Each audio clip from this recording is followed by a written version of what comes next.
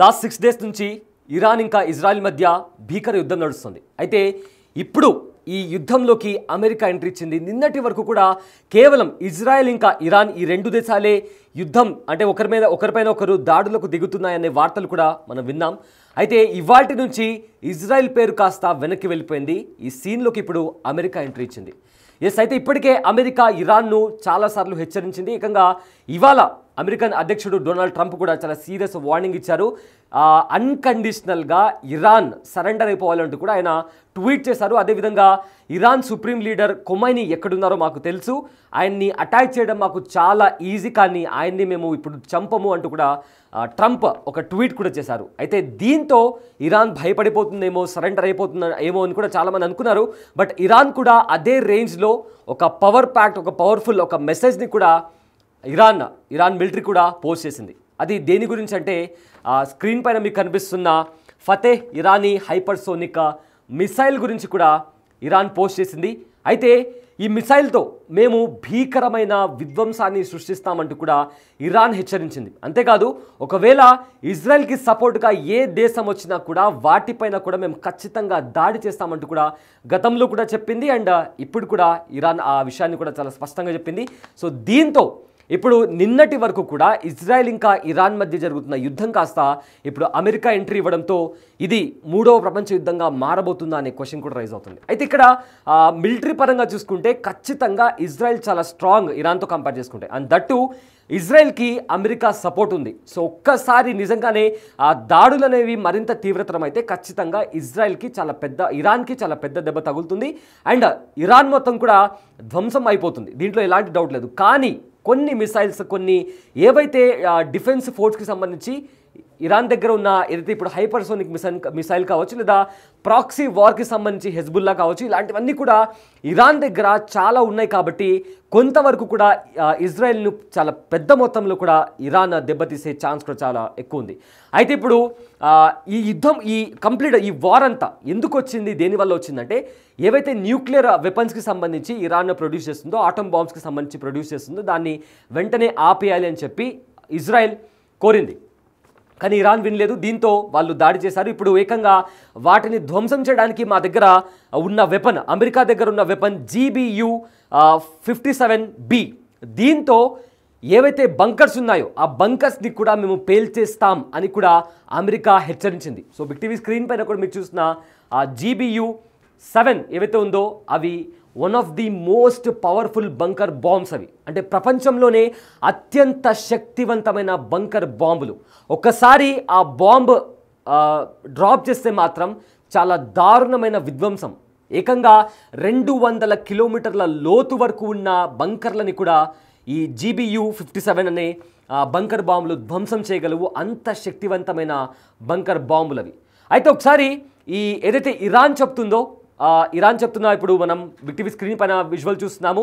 అది hypersonic missile, ఇరాన్కి చెందిన Fateh hypersonic missile. అది చాలా శక్తివంతమైన మిసైల్. అదేవిధంగా అమెరికా ఏదైతే బంకర్ బాంబుల గురించి చెప్తుందో అది కూడా చాలా ప్రపంచంలోనే అత్యంత శక్తివంతమైన బంకర్ బాంబులు అవి. సో ఈ రెండింటి గురించి ఇప్పుడు తీవ్రంగా చర్చ నడుస్తుంది. సో మనం ఇప్పుడు వీటి మధ్య ఉన్న డిఫరెన్స్ ఏంటి, ఏవి ఎంతవరకు ఏవైతే అటాక్ ఉంటాయో దాన్ని చేయగలవు అనేవి మనం ఒకసారి దాని గురించి తెలుసుకుందాం. సో బిగ్ టీవీ స్క్రీన్ పైన మనం చూసుకోగలిగితే ఫస్ట్ ఒకసారి మనం ఫతే గురించి కూడా ఒకసారి మనం చూసుకోగలిగితే, ఒకసారి ఈ మిసైల్ ఏంటి, దానికి ఉన్న స్పెసిఫికేషన్స్ ఏంటి, దానికి ఉన్న వార్ హెడ్ లెంత్ ఎంత, అండ్ ఎంత బరువు ఉంటుంది, అండ్ దానికి సంబంధించిన లెంత్ ఎంత ఉంది, డయామీటర్ ఎంత ఉంది, దాంట్లో ఉండే ఫ్యూయల్ ఏంటి, ఎంతవరకు ట్రావెల్ చేయగలదు, అంటే ఎంత రేంజ్ వరకు ట్రావెల్ చేయగలదు. సో ఇవన్నీ కూడా ఇరాన్ చాలా స్పష్టంగా ఇజ్రాయెల్ ఆర్మీని ట్యాగ్ చేస్తూ కూడా మా దగ్గర ఉండే మిసైల్ మేము ఖచ్చితంగా దాంతో దాడి చేయబోతున్నాము, రెడీగా ఉండండి, అండ్ టెల్ అవీవ్లో ఉండే ప్రజలంతా కూడా తక్షణమే అక్కడి నుంచి ఖాళీ చేసి వెళ్ళిపోండి అంటూ కూడా ఈ ఫోటోని పెట్టి ఇరాన్ వార్నింగ్ ఇచ్చింది. ఇది కేవలం ఇజ్రాయెల్కి మాత్రమే వార్నింగ్ కాదు, అమెరికాకి కూడా వార్నింగ్. ఎందుకంటే ఈ మిసైల్తో వాళ్ళు ఏకంగా అరబ్ దేశాలను కూడా టార్గెట్ చేయగలిగే శక్తి దీనికి ఉంది. అయితే ఒకసారి దీని స్పెసిఫికేషన్స్ గురించి మాట్లాడుకుంటే ఏదైతే ఇది ఉందో కంప్లీట్గా ఈ ఫతే మిసైల్ ఏదైతే ఉందో అది కంప్లీట్గా ఇతర దేశాల్లో ఉన్న యాంటీ మిసైల్ సిస్టమ్స్ అంటే దీన్ని ఎదుర్కోవడానికి ఇజ్రాయెల్లో కూడా ఐరన్ డోమ్ లాంటి యాంటీ డిఫెన్స్ సిస్టమ్స్ కూడా ఉన్నాయి. వాటిని కూడా అవి కూడా ఈ మిసైల్ను ఛేదించలేవు. సో చాలా హై స్పీడ్తో ఈ మిసైల్ అనేది శత్రు భూభాగంలోకి వెళ్ళి అక్కడ విధ్వంసాన్ని సృష్టించగలదు. సో బిగ్ టీవీ స్క్రీన్ పైన చూస్తున్నారు. దీని వార్ హెడ్ వచ్చేసి 3.6 మీటర్స్ ఉంటుంది అండ్ వార్ హెడ్ వెయిట్ వచ్చేసి 1000 kgs అండ్ దీని ఓవరాల్ వెయిట్ వచ్చేసి 4600 kgs ఉంటుంది. అండ్ ఆల్సో దాని లెంత్ వచ్చేసి 11.5 మీటర్స్ అండ్ అదేవిధంగా డయామీటర్ వచ్చేసి 80 సెంటీమీటర్స్. దీంట్లో ఉండే ఫ్యూయల్ వచ్చేసి సాలిడ్ ఫ్యూయల్ ఉంటుంది. అయితే ఫర్దర్గా ముందుకు వెళ్ళాలనుకుంటే అది first Iranian hypersonic ballistic missile and ఇది manoeuvre inside and outside the atmosphere. Manoeuvre అంటే రొటేట్ అయ్యేది అంటే మూమెంట్. దీంట్లో మూమెంట్ వచ్చేసి మనోవేర్ మూమెంట్ ఉంటుంది and the missiles warhead contains a spherical motor and moving nozzle that enable it to manoeuvre in its all directions. అంటే అన్ని డైరెక్షన్స్లో ఇది rotate అవుతూ శత్రు భూభాగంలోకి వెళ్ళి అక్కడ భయంకరమైన విధ్వంసాన్ని ఇది క్రియేట్ చేయగలదు. ఇది ఇరాన్కి ఏదైతే మిసైల్ ఉందో ఫతే మిసైల్ దానికి సంబంధించిన స్పెసిఫికేషన్.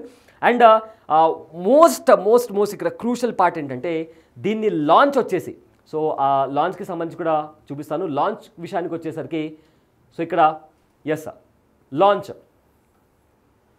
సరే ఎస్ సో ఇక్కడ లాంచ్ ప్లాట్ఫామ్ విషయానికి వస్తే ఇది మొబైల్ త్రూ దీన్ని ఆపరేట్ చేయొచ్చు. అంటే ఫర్ ఎగ్జాంపుల్ ఒక మిలిటరీ పర్సన్ ఒక పాయింట్లో కూర్చొని విత్ మొబైల్తో దాన్ని లాంచ్ చేయొచ్చు. సో అలాంటి టెక్నాలజీతో దీన్ని క్రియేట్ చేశారు. ఇక్కడ ఇంకో ముఖ్యమైన విషయం ఏంటంటే స్పీడ్ విషయానికి వచ్చేసరికి మార్చ్ 13 to 15. అంటే ఏంటి మార్చ్ అంటే ఏంటి అనే విషయానికి వస్తే కూడా ఈ మార్చ్కి సంబంధించి కూడా ఒక ఇంట్రెస్టింగ్ పాయింట్ ఉంది. అదేంటంటే జనరల్లీ మార్చ్ అనేది Mach 1 is equal to sound of స్పీడ్కి ఉన్న స్పీడ్ ట్రావెల్ చేసే సౌండ్కి సంబంధించి కూడా సీ లెవెల్లో 1 Mach is equals to 1235 km/h. ఇక్కడ మీకు నోట్ చేసి చూపిస్తాను. సో ఒక్క 1 Mach is equals to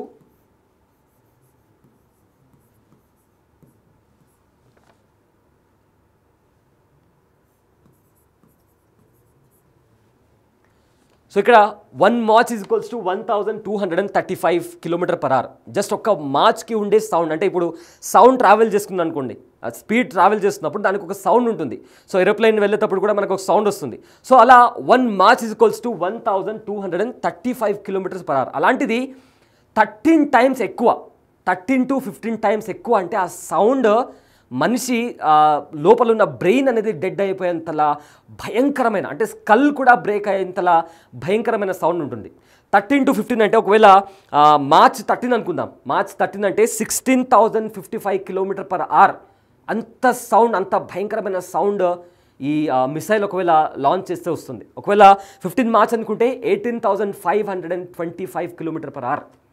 so నార్మల్గా సముద్రం దగ్గర మీరు నార్మల్గా వెళ్ళి నిలబడినప్పుడు ఆ అలలు వచ్చినప్పుడు ఎలాంటి సౌండ్ వస్తుంది మనకు? చాలా ఒక కైండ్ ఆఫ్ మనం అంత బేరబుల్గా ఉంటుంది. కానీ సీ లెవెల్ దగ్గర ఉండే సౌండ్ అనేది చాలా ఎక్కువగా ఉంటుంది, చాలా హై డెసిబుల్స్లో ఉంటుంది. అలాంటిది 13 to 15 times ఎక్కువ అంటే ఎలాంటి ఇంపాక్ట్ క్రియేట్ చేయగలదో మనకి ఇక్కడ చాలా స్పష్టంగా అర్థమవుతుంది. సో ఇది ఈ మిసైల్కి సంబంధించిన హైపర్సోనిక్ మిసైల్కి సంబంధించిన స్పెసిఫికేషన్స్. ఇది ఎంతవరకు దాడి చేయగలదు, ఎలాంటి విధ్వంసాన్ని ఇది క్రియేట్ చేయగలదు అనేది కూడా దీనికి సంబంధించిన అప్డేట్. అయితే దీని రేంజ్ వచ్చేసి 1400 kilometers. 1400 kilometersలో కేవలం 6 నుంచి 7 నిమిషాల లోపు ఇది ట్రావెల్ చేయగలదు. అంత హై స్పీడ్తో అంటే ఆ నిమిషంలోనే అక్కడ ఉండే డిఫెన్స్ సిస్టమ్స్ ఈ మిసైల్ని గాల్లో ఉన్నప్పుడే పేల్చేయాలి. లేకపోతే విధ్వంసం అనేది ఒక రేంజ్లో అంటే ఊహించని రీతిలో ప్రాణ నష్టం, ఆస్తి నష్టం, కోలుకోలేని ఎదురు దెబ్బ కూడా ఇజ్రాయెల్కు, అదేవిధంగా ఇది ఏ దేశం మీదైతే దాడి చేస్తుందో ఆ దేశానికి సంబంధించిన భూభాగంలో ఇలాంటి ప్రమాదం చోటు చేసుకుంటుంది. అయితే ఇప్పుడు అమెరికా ఏదైతే బంకర్ బాంబ్ల గురించి మాట్లాడుతుందో దాని గురించి ఒకసారి చూసుకుంటే మనం ఇక్కడ బంకర్ బాంబ్స్ వచ్చేసి ఇక్కడ మనకు కనిపిస్తుంది. ఇలాంటి ఒక ఫ్లైట్లో, ఇలాంటి ఒక ఎయిర్ క్రాఫ్ట్లో ఆ బంకర్ బాంబ్ని తీసుకువెళ్ళి డ్రాప్ చేస్తారు. డ్రాప్ చేసినప్పుడు ఈ బంకర్ బాంబ్ ఏదైతే ఉందో ఇది ఏకంగా 200 kilometers లోపలి వరకు కూడా పెనిట్రేట్ అవుతుంది, అంటే చొచ్చుకు వెళ్తుంది. వెళ్ళి అక్కడ ఎంత సాలిడ్ పవర్ఫుల్ బంకర్ ఉన్నా కూడా దాన్ని కంప్లీట్గా డిస్ట్రాయ్ చేయగలదు, దాన్ని కంప్లీట్గా డ్యామేజ్ చేయగలిగే శక్తి ఈ బంకర్ బాంబ్కి ఉంది. దీని పేరు GBU-57B. ఒకసారి బిట్టివి స్క్రీన్ పైన మీకు విజువల్స్ కనిపిస్తున్నాయి. అది లోపలికి వెళ్ళేటప్పుడు అంటే కంప్లీట్గా పెనిట్రేట్ అయ్యి లోపల ఏకంగా లెంత్ దాని మొత్తం వచ్చేసి 200 మీటర్ 200 ఫీట్స్, సారీ కిలోమీటర్స్ నేను చెప్పాను, సబ్జెక్ట్ టు ది కరెక్షన్. ఆ 200 ఫీట్ 200 ఫీట్ లోపల వరకు కూడా 200 ఫీట్స్ వరకు కూడా ఇది లోపలికి వెళ్ళి చొచ్చుకొని వెళ్ళి అక్కడ విధ్వంసాన్ని సృష్టించగలదు. సో ఏదైతే బంకర్స్ ఉన్నాయో ఇందాక నేను చెప్పినట్టు ట్రంప్ ఒక ట్వీట్ చేశారు, కొమైనీ ఎక్కడున్నారో మాకు తెలుసు, ఆయన ఏ బంకర్లో దాక్కున్నారో తెలుసు, ఆయనని టార్గెట్ చేయడం మాకు చాలా ఈజీ అని అంత తేలికగా ఎందుకు చెప్పాడు ట్రంప్ అంటే కారణం ఇదే. ఏదైతే GBU-57B ఉందో దాని కారణంగానే ట్రంప్ ఆ మాట చెప్పడం జరిగింది. అండ్ వీళ్ళు ఏదైతే ఇరాన్ వాళ్ళు ఆటమ్ బాంబ్స్ని ప్రొడ్యూస్ చేస్తున్నారో ఇంకా న్యూక్లియర్ వెపన్స్ని ప్రొడ్యూస్ చేస్తున్నారో అక్కడ ఉండే బంకర్లను ధ్వంసం చేయడానికి ఇది చాలా ఈజీగా అక్కడికి వెళ్ళి ఆ టార్గెట్ను చాలా ఈజీగా నాశనం చేయగలదు. ఇలాంటి పవర్ఫుల్ బంకర్ బాంబ్స్ అనేవి అమెరికా దగ్గర ఉన్నాయి. అయితే దీని స్పెసిఫికేషన్స్ గురించి మాట్లాడుకోవాల్సి వస్తే ఇది ఏకంగా 30,000 పౌండ్ల బరువు ఉంటుంది. 30,000 పౌండ్ల బరువు అంటే ఏకంగా 13,607.771 కేజెస్.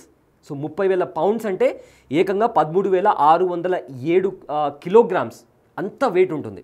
ఇక ఫర్దర్గా దీనికి ఇది న్యూక్లియర్ వెపన్. అయితే దీనికి సంబంధించి ఇది one of the most powerful weapon in the world. ప్రపంచంలోనే ఉన్న శక్తివంతమైన ఆయుధాల్లో ఇది కూడా ఒకటి. అండ్ ఇది క్రియేట్ చేసే విధ్వంసం ఎలా ఉంటుందంటే ఎలాంటి బంకర్ అయినా ఎంత సాలిడ్గా ఉన్నా కూడా 200 ఫీట్స్ లోపల ఉండే బంకర్స్ని కూడా ఇది లోపలికి వెళ్ళి చొచ్చుకుని వెళ్ళి దాన్ని ధ్వంసం చేయగల శక్తి ఈ బంకర్ బాంబ్కి ఉంది. అయితే దీని లెంత్ వచ్చేసి 20.5 ఫీట్, అంటే ఒక 6 ఫీట్ ఒక వ్యక్తి ఉన్నాడు అనుకుందాం, అతని పైన ఇంకో ఇద్దరు నిలబడితే ఎంత హైట్ ఉంటుందో అంత హైట్ ఉంటుంది ఈ బంకర్ బాంబ్. దీని డయామీటర్ వచ్చేసి 31.5 మీటర్స్ ఉంటుంది. ఇంకా దీంట్లో దగ్గర 240 కేజీల ఎక్స్ప్లోజివ్ మెటీరియల్, అంటే భయంకరమైన ఎక్స్ప్లోజివ్ మెటీరియల్ ఇందులో ఉంటుంది.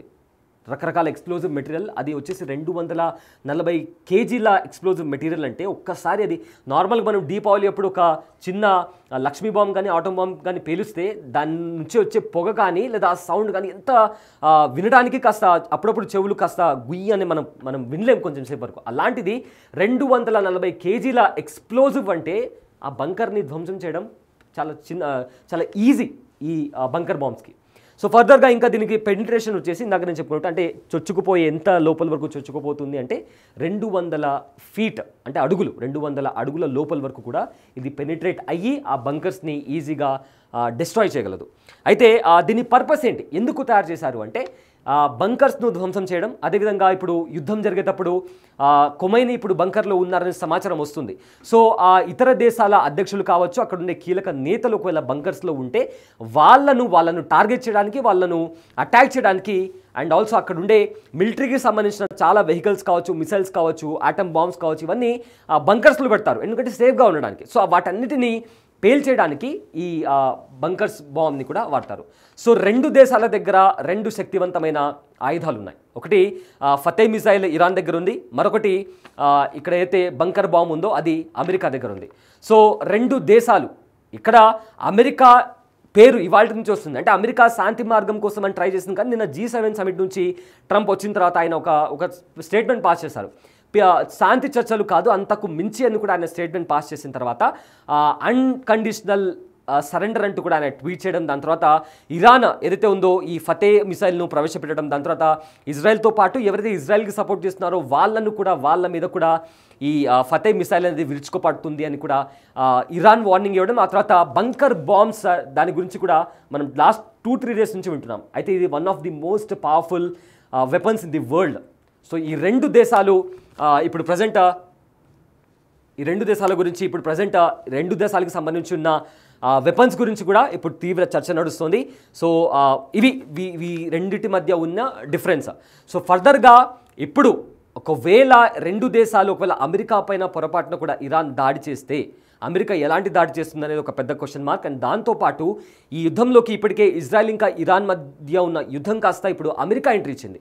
సో ఇప్పటికే చైనా కూడా రహస్యంగా ఇరాన్కి సపోర్ట్ ఇస్తుంది అనే ఒక చర్చ నడుస్తుంది. సో ఫర్దర్గా ఇది కాస్త ఇతర దేశాలకు వ్యాపించి మూడవ ప్రపంచ యుద్ధానికి దారితీస్తుందా అనే క్వశ్చన్ కూడా రైజ్ అవుతుంది. అండ్ చాలామంది ఎక్స్పర్ట్స్ కూడా ఇదే మాట చెప్తున్నారు. సో దీని గురించి we have to wait and watch. And దీనికి సంబంధించి ఏదైతే ఇప్పుడు ఇరాన్ ఇంకా ఇజ్రాయెల్ మధ్య కాన్ఫ్లిక్ట్ నడుస్తుందో దానికి సంబంధించిన అప్డేట్ మీరు ప్రతిక్షణం తెలుసుకోవాలనుకుంటే stay tune to big TV. This is Abul Syed. Thanks for watching.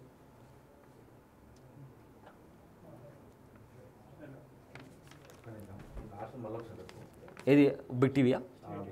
Okay, ready. So yes, current situation ఇది. సో ఫర్దర్గా ఇరాన్ ఇంకా ఇజ్రాయెల్ మధ్య ఏదైతే కాన్ఫ్లిక్ట్ జరుగుతుందో దాని గురించి మీరు అప్ టు డేట్ తెలుసుకోవాలనుకుంటే స్టే ట్యూన్ టు మనకు sir. So present okay repeat. So present ఇది ఇరాన్ ఇంకా ఇజ్రాయెల్ మధ్య జరుగుతున్న situation. Repeat. So present situation ఇది. ఇరాన్ ఇంకా ఇజ్రాయెల్కి సంబంధించిన కాన్ఫ్లిక్ట్ గురించి మీరు అప్ టు డేట్ తెలుసుకోవాలనుకుంటే stay tune to big TV. This is Abul Syed. Thanks for watching.